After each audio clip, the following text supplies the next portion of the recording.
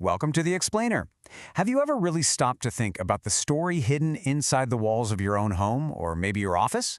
Well, it turns out these buildings we're in every single day, they are right at the center of our planet's entire energy story. Let's just start with one single number, because this one is a doozy. 41%. That is how much of all the energy used in the United States gets consumed by our buildings. Yeah, that's more than the entire industrial sector. It's more than all of transportation, all the cars, trucks, planes, everything. The places we live and work are, by far, the biggest energy hogs in the country. So how in the world did our buildings get so hungry for energy? This didn't happen by accident. It's actually a long story about the design choices we've made and the kinds of fuel we've been relying on for more than 100 years. Let's dig into it. Okay, to really get why our buildings use so much power, we've got to look at the playbook we've been following for about 150 years. A playbook that totally changed our planet's energy diet, and, well, it came with some serious consequences. For most of human history, our energy came from things that either grew or flowed.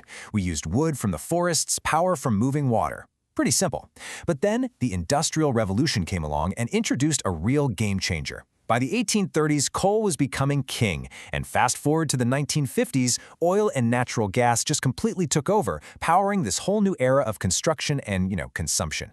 So what made these fuels so revolutionary? Well, they were just packed with energy, super dense and convenient. It was almost like we figured out how to bottle millions of years of sunshine. But all that convenience came with this huge hidden cost. They're finite, right? They're going to run out, and burning them has this massive, long-lasting effect on our atmosphere. And that hidden cost? That's greenhouse gas emissions. The gases that trap heat and warm the planet. This chart from 2008 gives you a snapshot of who is producing those emissions back then. It really shows how that old fuel playbook created a problem that affects every single one of us, no matter where we live. Okay, so if the old playbook is broken, what's the new one? Well, it's not about some single magic bullet. It's really about tapping into the incredibly powerful, clean energy that's been right here all along. The sun, the wind, and the earth under our feet. This is the big question, right? This is the one we have to figure out. And what's so fascinating is that the best answers seem to be a mix of brand new technology and, at the same time, rediscovering some really ancient wisdom about how to live with our environment, not just in it. So, we're basically at a crossroads. Down one path, you've got renewable energy from the sun, the wind, the earth's own heat, sources that are basically endless, clean, and safe.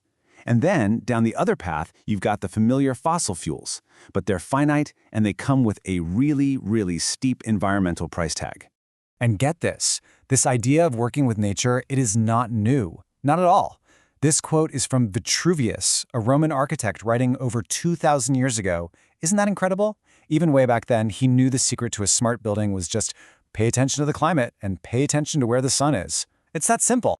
And that idea brings us to what might just be the most powerful solution we have, designing our buildings to work with their local climate instead of constantly fighting against it. This is about being smart before we even think about flipping a switch. So what does this actually look like in the real world? Well, for centuries, indigenous cultures have been masters of these techniques. You look at cold climates, they build compact homes to hold on to every last bit of warmth. In a hot, dry desert, they use these really thick, massive walls. And why?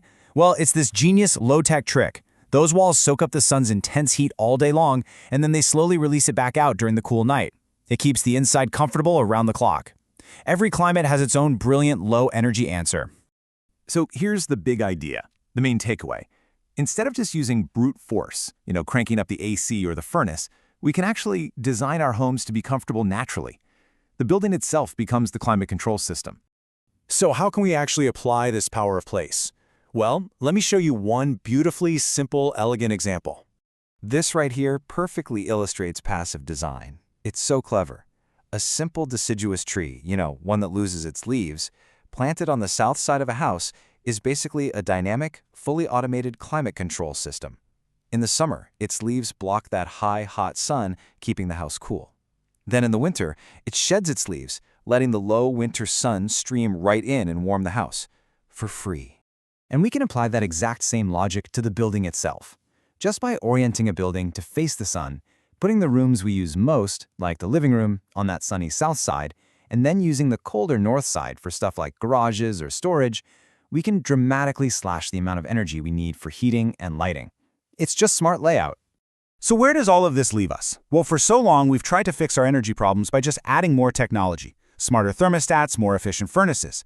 But what if the real solution is actually simpler and way more fundamental? By designing with the sun, with the wind, and with our local climate, we can create buildings that aren't just energy hogs, but are truly elegant, efficient systems for living. So it leaves you with a final thought, doesn't it? What if the smartest thing in your home isn't a device at all, but the home itself?